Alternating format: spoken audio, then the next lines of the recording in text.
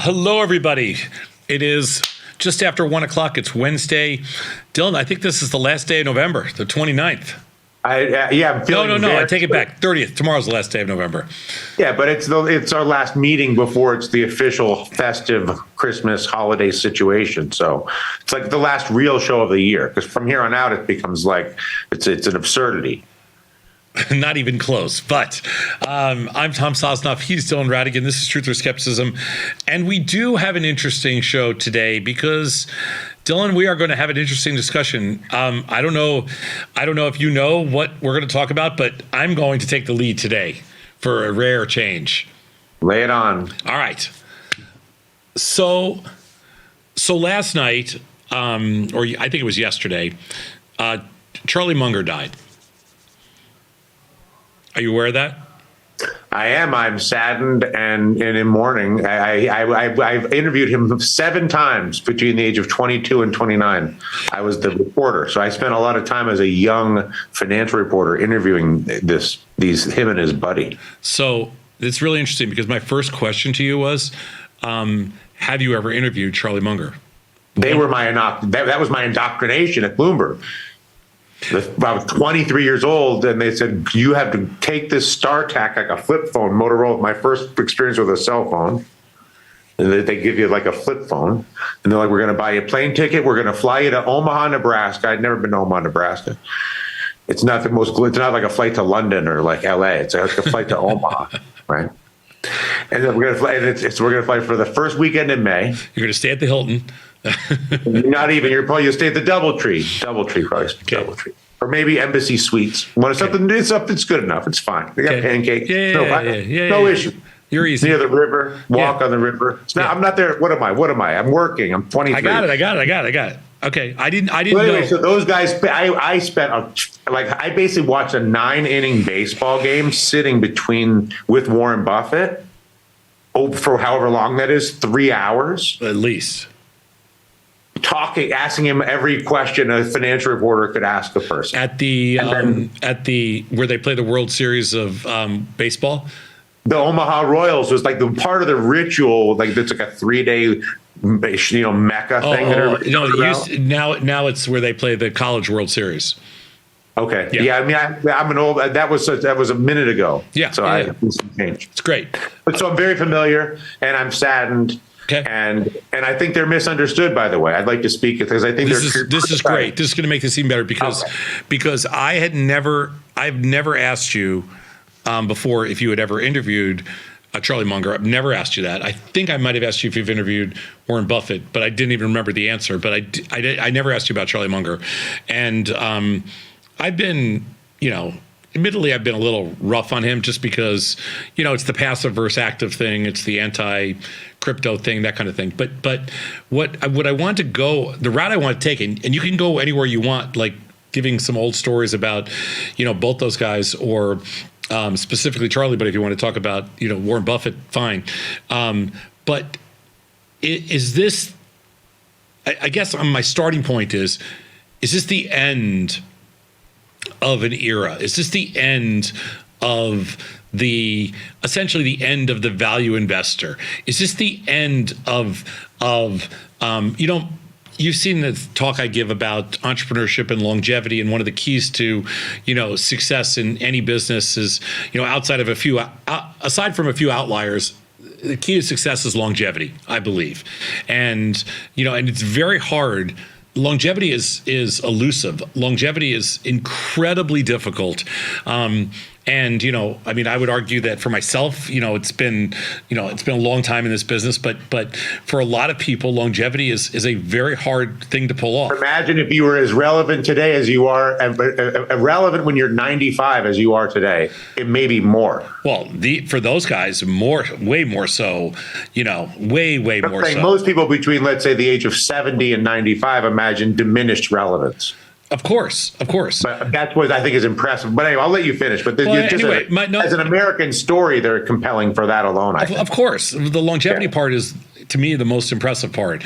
And also the fact, I like the fact that he remained true to his, however antiquated I felt that his views were on a lot of different things, and not relevant. The side that's the most impressive thing is he stayed true to it, right up until the, almost in a fierce way, right up until the last minute. But I'm curious if you think that maybe this is, the first sign that this is the end of kind of this era, and what we're doing here at Tasty, this is kind of the new trend of capital efficiency, of, actively managing your positions, of reducing your basis, of using all the tools that are in front of you that these guys really didn't have available to them when they started it, not in any way, shape, or form. Are we finally, passing the torch? I mean, I think the question is logical. It's a good question. I think that the short answer to your question is yes, but I don't think that Charlie Munger's death is relevant, because I think what Charlie Munger represents is misunderstood as Peter Lynch, as a metaphor, which I don't actually believe is what Charlie Munger represented, based on my experience with his investment philosophy, which, even though he couldn't be more opposed to you mechanically in terms of your philosophy, anti-crypto, anti-transaction, all the sort of superficial direct conflicts between, let's say, Tom and my interpretation of Charlie as a reporter. But Charlie's not Peter Lynch. Charlie is Tom, because Charlie loves a ton of risk and leverage. He just has a totally opposite way of doing it. And so instead of doing a bajillion transactions and all the efficiency and the math and all the tech optimization that works today to get his leverage, he opened an insurance company, took the balance sheet, borrowed against it. And when he decided he liked a company, instead of buying a little, he bought a lot. He didn't buy a little Coca-Cola. He bought a lot of Coca-Cola, or whatever. Like when they didn't, it wasn't, they were like, discounted cash flow, all the whatever, the Graham book. But at the end of the day, when they decided, they're like, we have to like the CEO, and if we're in for $1, we're in for 100. And so they would take risk both on the leverage with the insurance balance sheet and with hyper concentration, as opposed to with transaction. And so I actually think they're more cowboy than they play the sort of guys on the porch, the friendly old man, don't worry, index it and forget it. Peter Lynch, sort of buy your Dairy Queen. But that's not actually what I observed in how they ran their business, which I thought was more aligned with your instincts, even though you may be using oppositional mechanics. That's interesting. I wonder if I wonder if that's. I wonder how true that is, though. I don't doubt that they were open to large amounts of risk. What always surprised me about those guys and the whole concept of value investing was how far behind they were how far behind the curve they were with respect to technology and to new ideas and new products. By their own admission, I would say, to their credit, though, they didn't pretend otherwise. They were very honest about that deficiency, which I think sort of adds to their American legend, even if it weakens their investment, flexibility or adaptability. But even they worked through that. Yeah, they did. I just don't know if I don't know if that's such a great, Right, but it brings up. But the question is, both you and Charlie are in favor of leverage, for capital efficiency. Sure. As a point of agreement, setting aside the disagreement. Sure. And so I guess the question is, with the tools that were available whenever they started that thing in 70 years ago or whatever it was when they started that insurance company. I wonder if those same people would be more inclined with you than with the index people, I guess is what I'm getting at. Where I think they get misunderstood as a Peter Lynch proxy, where it's buy what you know and eat where you shop and all this jazz. because they're 7-Eleven, because they did their marketing, Geico and all this. But their behavior to me was much more hyper concentrated, know the CEO, and leverage the insurance company balance sheet.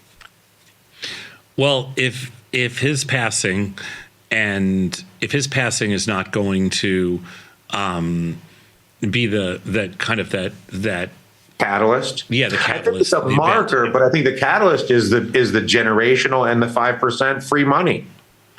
I think that's a huge catalyst because, to your point from a month or two ago, I think it's happening, and his death is coincident and maybe is a marker, but I don't think that. I don't know if it's a marker. I think he's wrongly maligned as a passive advocate, which I think is not an accurate reflection, in my opinion. That's my point. Okay, that's interesting, because I'm not so sure that I would agree that it's that he's not a passive it wasn't a passive advocate. Just like, same thing with Jack Bogle, same thing like. Well, I would say he for sure was a passive advocate as a spokesperson, but he behaved as a discreet, risk-seeking manager. Whereas Peter, in other words, he didn't eat his own cooking, I guess would be my point. Well, I also think that there may be you may be confusing, when you get into your 90s and you're a multi-billionaire, the concept of risk is far less important. It's deeply philosophical. Yeah. It's yes. At that point, you can take a lot more risk than you might have taken when you were, 40, 50, or 60. I do think there's a lot more relevance to Jack Bogle passing, Charlie Munger passing, Warren Buffett getting to a certain point when, where there's some inevitable closure. And I think those are the passive heroes. And so then let's look at the nearest torch successor, I would say, is Ray Dalio at the moment in terms of generational. Byron Wien. I mean, you can make a list. The point, I agree with where you're going. I would say it leads us to what is the next set of voices. That's exactly it. What is the next set of voices? And I don't think it's the Ray Dalios of the world. I don't think it's, who you say, Byron Wien I put Byron, rest in peace with Charlie and Jack. And but who's the next set of voices? I mean, I don't think it's any of these. I don't think it's the Bill Ackmans of the world. I think it's an institutional or a legacy New York hedge fund voice. Yeah, and I don't, these hedge fund guys show what they're made out of as soon as they buy a sports team. No, I'm not. I don't think that is the next generation. I was going to say, if there is one, it's probably, well, I don't really know, but it's probably maybe in the crypto world or something like that, or, it's something that they're technologists. I think the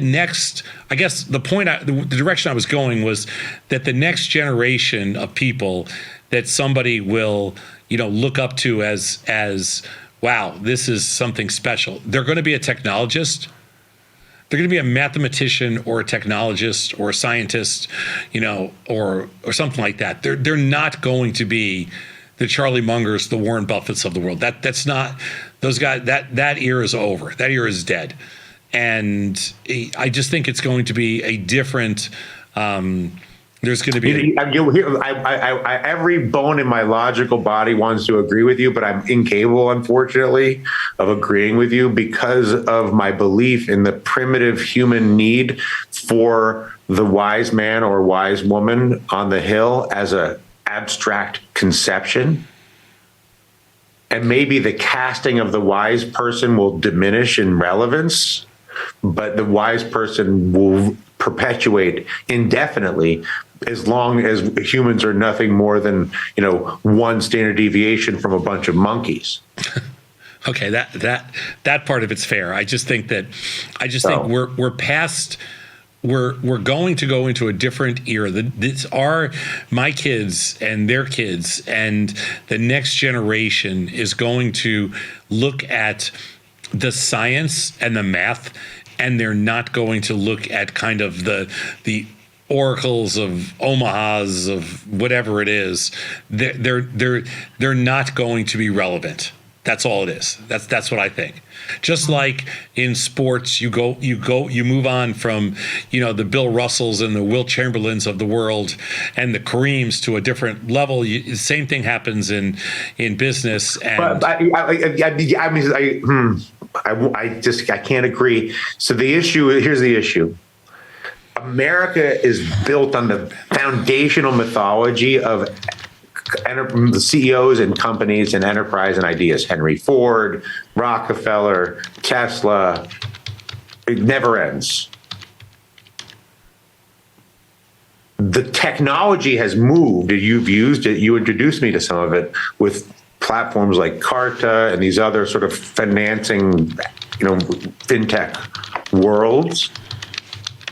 But the appeal of the CEO hero, sort of the jerk, if you will. It's like the inventor hero, or whether it's the whoever it is the mythological import of that is foundational to what happens. And so I just don't see how you get away from having some guru role that is some visionary, some clairvoyant, some crystal ball operator who explains, the simplicity of they like cars, we like cars, everybody likes cars, so of course we all have $100 billion. You're like, yeah, cars, sure, and sort of like this sort of very folksy thing has a rhetorical and emotional value that is much more persuasive than the mathematician or the math.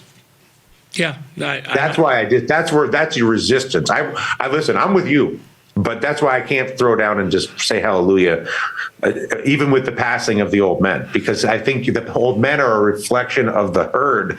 The old men are not the leaders of the herd. It's sort of like you with the Federal Reserve.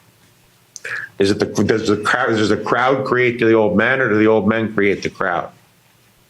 Okay. This is a challenging topic because, and I even wrote about it on Sunday night, talking about, like, in the world of digital assets, how the people are bad, but the technology is good, and ultimately the good technology wins. But people have, it's hard to root for technology as much as you want to root for something, people and things like that. And I just thought that the timing of Charlie Munger's passing with what I feel like is about to be a major, transformational decade in finance is all the timing is absolutely perfect. There's a poetry in especially with the timing coming toward the setting. And so, but let's assume you're right, just for purposes of discussion, that the next 1 to 5 to 10 years is a meaningful transition to a new way of relating to finance through math, as opposed to through gut instinct at the McDonald's. Yeah. Does that change happen? But your adversary is the primitive desire for someone else to know more.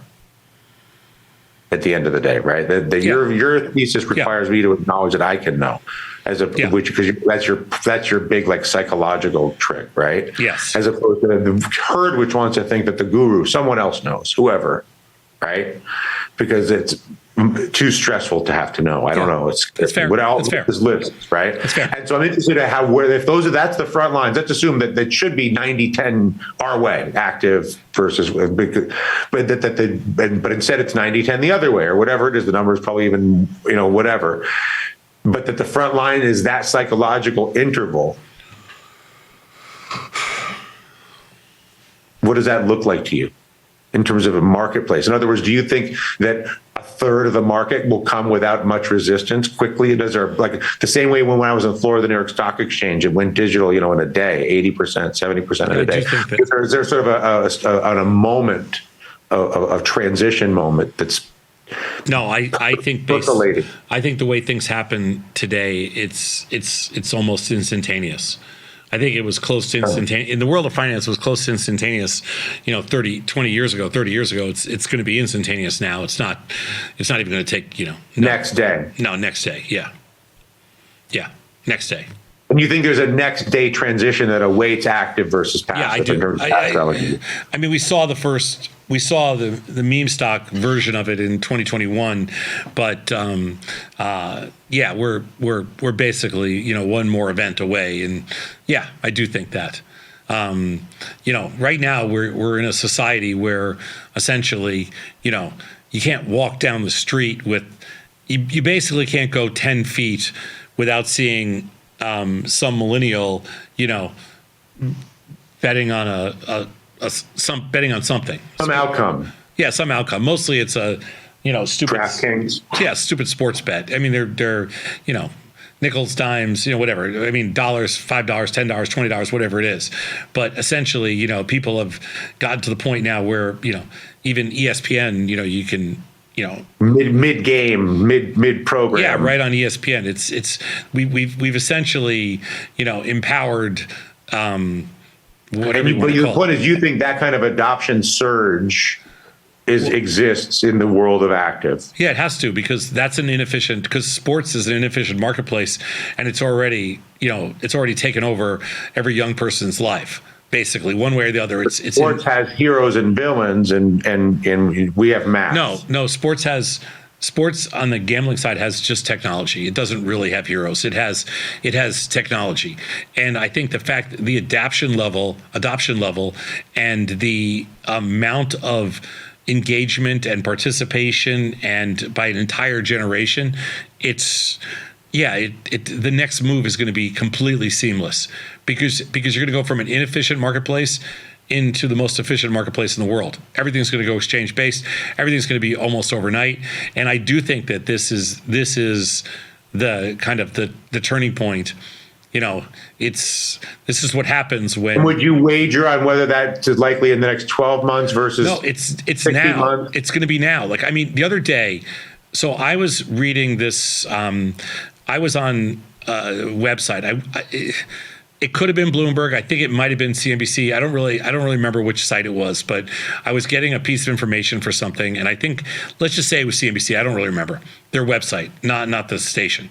And the headline story that took up their entire page was Charlie Munger and Warren Buffett sitting down at a table, and they were quoting Charlie Munger talking about his feelings on AI, which he called overhyped, which I agree with him on. I think it's grossly overhyped, and Bitcoin, which he thinks was probably the worst investment you could ever make, and digital assets, you know, are a scam, the whole deal. But my point is only that this is just 3 days ago. Okay, they're quoting him 3 days ago. He's 99 years old. But doesn't that make you have to like him? I mean, it's not a question. It has nothing to do with liking him. It has nothing to do with liking him. It has to do with the fact that here's this 99-year-old person, okay? We're not quoting Marv Levy, you know, who's like only like 93, and asking him. It's journalistic malpractice. You're suggesting exactly. Journalistic malpractice. I mean, we're not quoting how old? I don't know. Mike Ditka's what, in his late 80s now? He can hardly talk. We're not quoting Mike Ditka and saying, "Hey, what do you think about the Bears game this week?" anymore. Okay, at some point there's this relevancy thing where so you could let a fellow go. Well, let me ask you a question. I mean, where do we quote anybody? The last time that you ever heard a 99-year-old or 100-year-old person being interviewed about what they think about Bitcoin or anything business-wise is never. What we're saying is, the question is always, when you're not 100 years old, is, you know, what are your secrets to living to be 100? That's the same question to ask anybody. You drink red wine every day, do steak. Whatever. You know, but it's never like, you know, do we really care what some 100-year-old person thinks about digital assets? Does some 20-year-old give a rat's ass? Okay. My point is, it wouldn't matter to me at all, except that is the lead freaking story on your first or second largest website that deals with financial services and financial markets. That is absolutely ridiculous. I'm sorry. And so do you think that his passing also marks the declining relevance of social media, because of they're the primary enabler of the heroes and villains narrative as an economic entity? Well, on the one hand, they're sitting there. I'm sure that CNBC or the Wall Street Journal, whoever, I don't remember what site it was, but let's just say it was CNBC. Got to be CNBC. And they're probably sitting around going, yeah, congratulations, we got the last interview with him. And I'm sitting there thinking to myself, you know, at the time, like, how is this like, how is this relevant in 2023? Like, how do you even remotely care? Because it gets clicks. I got it. I understand. But my point You're is, an owner. that's why this is ridiculous. That's why we need to move on. Like, that's So why we're moving on, but this is like a chapter where there's a new chapter. So we got a new chapter of the book here. I mean, so I would say that the passing of all these people is symbolic, maybe poetic, but I'm interested in the adoption rate. I suppose, I'm interested in the ability for the DraftKings penetration, if you will, for just the familiarity with the daily culture of risk management and odds, and the movement of that to active through a way that is easily shared between friends. That's a thrilling idea. It's an interesting, it's an interesting path. There is no other place in the world where a 99-year-old's like thought process on some modern technology is relevant. We're all sitting here bitching that Joe Biden is one of the greatest investors of all time, sir. Who cares? We're bitching that Joe Biden is just turned 81 years old, and he's a generation earlier, and we're like, oh my God, this guy doesn't know what he's talking about. Charlie Munger could be Joe Biden's dad. Exactly. Probably could have been just the same age. And then you're sitting there going, oh my God, I mean, Trump's like, what is he, 78 or whatever? He has, no idea where he is half the time. And we're sitting there thinking, oh my God, these guys could one of these two guys could be the next president of the United States. They have no idea where they are, but we're listening to financial advice from a 99-year-old who's old enough to be their father. Does it make, like, the whole thing just, like, that's what drove me nuts. And I'm sitting here like, I'm impressed by the longevity.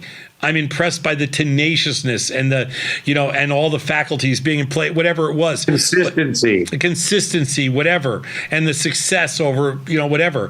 But my point is that in order for our industry to move forward, we have got to. You have to release the heroes. Yes. You have to give up the heroes. When we first, so that's a victory for the future. Yes. With all due respect. Listen, when we first built Tasty, I don't even remember what year Jack Bogle died, but I couldn't, like, every argument was, well, Jack Bogle doesn't think this. I'm like, he's 100.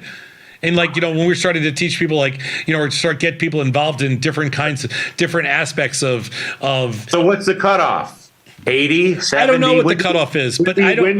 When do you go full Mike Ditka? I don't know, but I guess my point is, at some point, if you're not willing to embrace the change, then that's the cutoff. If you're sort of basically obstinate to reality, yeah, like when you're defiant to reality, then it's like. Yeah. We'll keep it in private. When you say this is the way we used to do it 73 years ago, so this is the way we're going to do it now, You tell it to the horse in Kentucky. We don't have to tell it to the horse, stop making your own ice cream. You can buy ice cream. It's good. Like, we don't have to churn it ourselves anymore. So then that brings up the essential issue of journalistic malpractice, which is the primary enabler of the guru. I don't know if it's journalistic malpractice as much as it is. It's just, as much as it is the lack of editorial balls. It's like, which is more important, the right story or the clicks?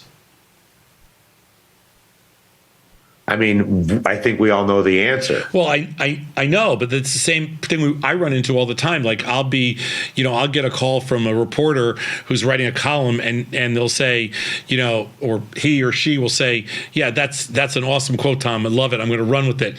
And then I read the article, and I'm like, where's my quote? And she's like, oh, you got bumped for a vice president of Goldman Sachs because they thought the Goldman Sachs name was more important. I'm like, but his quote sucked.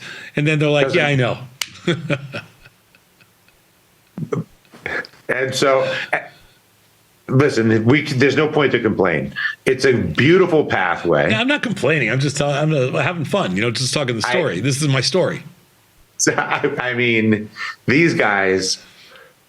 So can I tell you my favorite Warren Buffett, Charlie Munger story briefly? Yeah, I want to hear it. So it was the spring meeting, May of 2002. 2002? 2002. Okay. At this point, I probably had been there 5 times. I was a known participant. You're of regular. This. You're regular. I was a regular at the Embassy Suites in the pancake line. Okay. And 9/11 had happened, and it was a sort of we were maybe 8 months later, 9 months later. And there was the first year that they did a press release of like Charlie and Warren with all the press in a gaggle for like 3 hours or whatever, and gave everybody like a White House kind of a situation. And I asked them both about their adjustment to after 9/11. And they just walked through the entire universe. They just did the best articulation of the world only ends once that I'd ever heard, which I would say is them at their best. And so for me, that's sort of the most pleasant thought of them is in the face of all that sort of, and you're very good at that as well. That's why it's interesting that I see some commonalities with them, even though it couldn't be more opposite, but both, unstoppably optimistic and interested in everything. Well, I think in their nature, they're contrarians. When the rest of the world is, back against the wall, they're going to be, very optimistic. There's no doubt in my mind. And so that's why I guess I'll go back to my first answer, which is that there's a separation between the passing, which signifies the transition to more active adoption, and these people, which are more American. They're like, I look at him more like Mark Twain than like an investor. He's like an American character.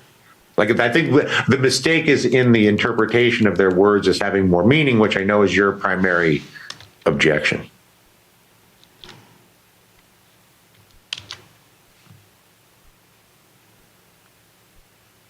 You don't want us to listen to him or anyone of that era as a matter of course.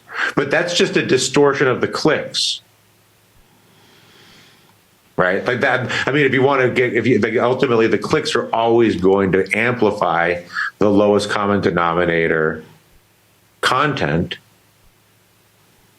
which is why these sort of ecosystems of Tasty and other worlds exist with so much strength, because they're the only defense against that toxicity of that lousy field of algorithmic silliness, which is in finance and sports and everything. I have no problem with listening, but I think you have to listen, and the same way you would listen to your, to when my mom tries to explain Bitcoin to me.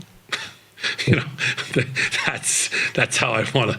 That's how I listen. Take it with a grain of salt, and I'm like, that I'm fine with that. But I don't. That's how you have to listen.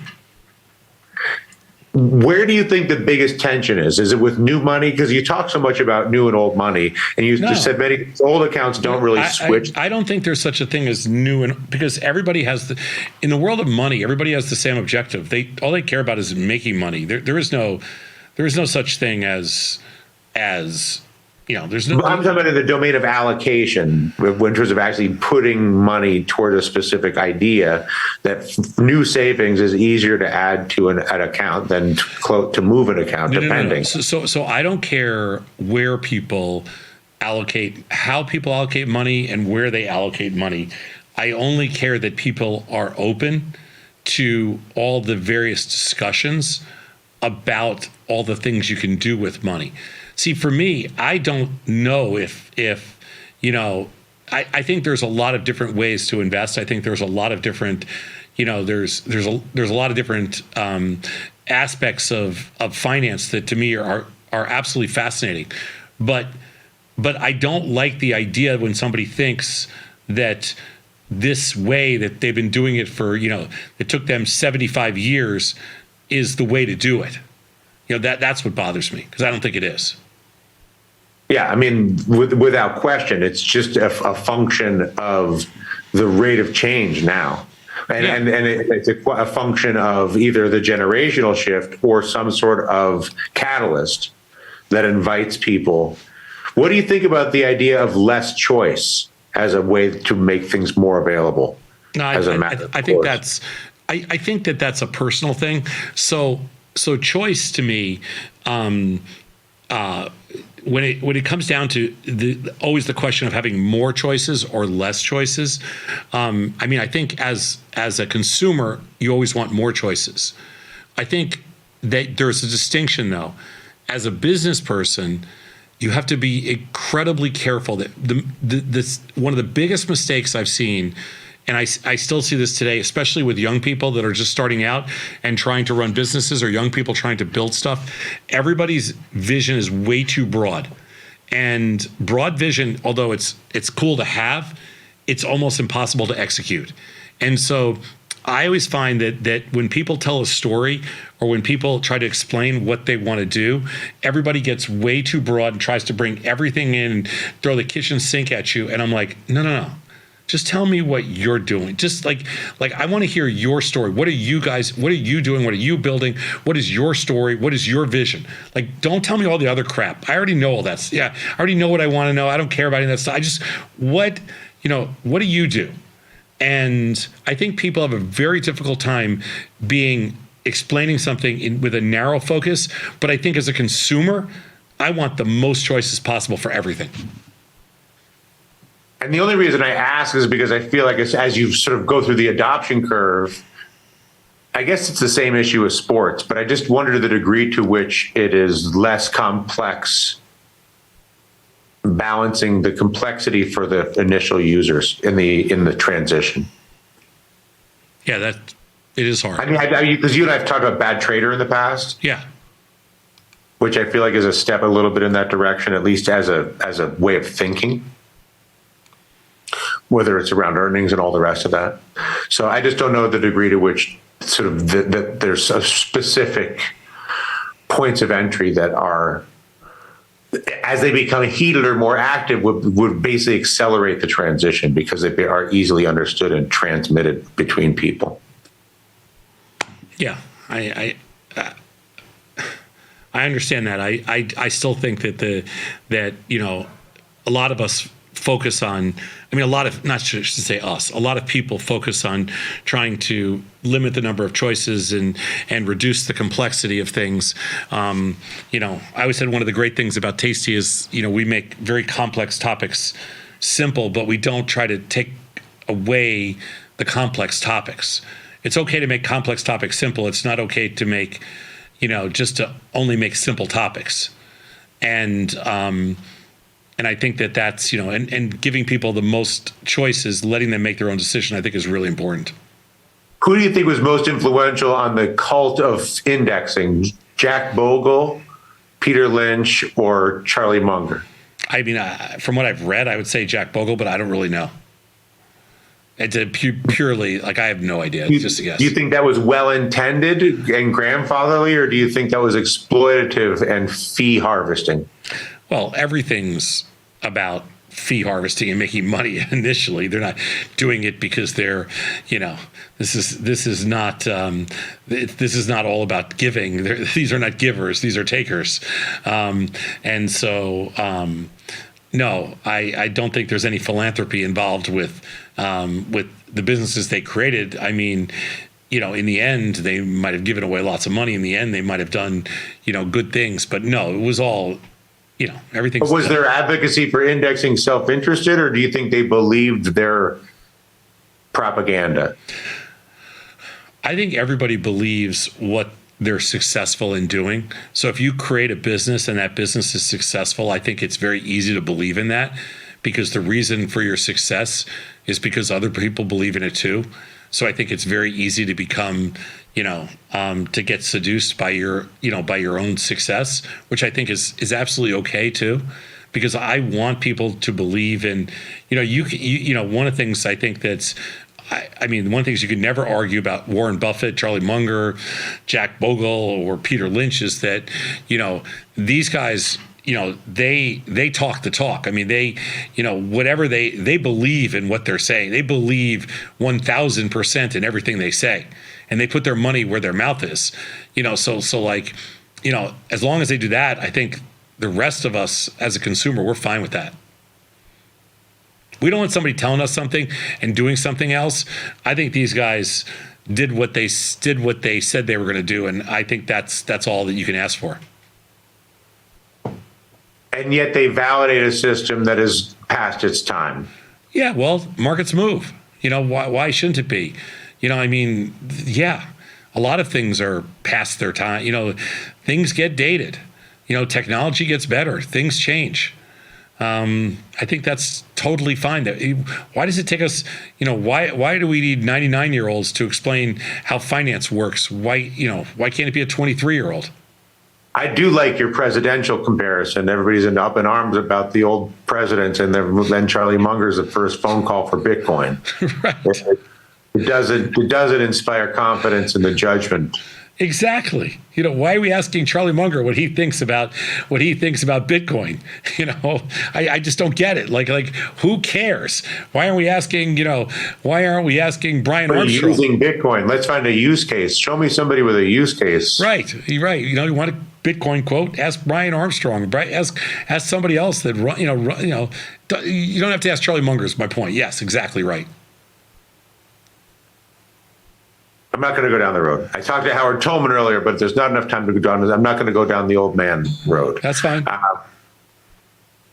I do find it fascinating that I think that the enthusiasm. I'll leave it at this: that the enthusiasm that you experienced and I experienced for one moment in London over the last year is evidence of an energy that has a very strong desire to do more of it. And I'm sure that this passing is to that effect. And I admire you and everybody that you work with. Well, I think for building this to be to be ready to both drive this transition and support it and receive this transition. It's funny. You got lucky. You got a chance to sit down with those guys, and you're going to have a different view of it, a different opinion. You got spend some real time. It was 20 years ago, but it's amazing. What's amazing is 20 years ago, you probably were thinking to yourself, "Oh, this guy's 80." I thought they were so old. I was 22 or 23. They were old the day I met them. Yeah, they were 80, 78. Crazy. The fact that the racket is still going and I'm in my 50s is preposterous. There you go. That goes to that's the value. Forget red wine and the Sardinian blue zones. Just be like an insurance billionaire and and he's got a doctor on board on his own 737. I don't know. I don't know about longevity. I don't know if it even has anything to do with money, but I'm grateful to have the time with them. They were, like you said, they believe what they said, which is better than you get a lot of the time. Yeah. I 1000% believe that they believe everything they say, 100%, and that they live by it. No question. I mean, good people, they live by it. No doubt about it. Which is sort of like the words that a townie from Westchester might use with a cop in a complimentary, but not really complimentary way. Where it's like 1,000% believe that you believe everything you just said.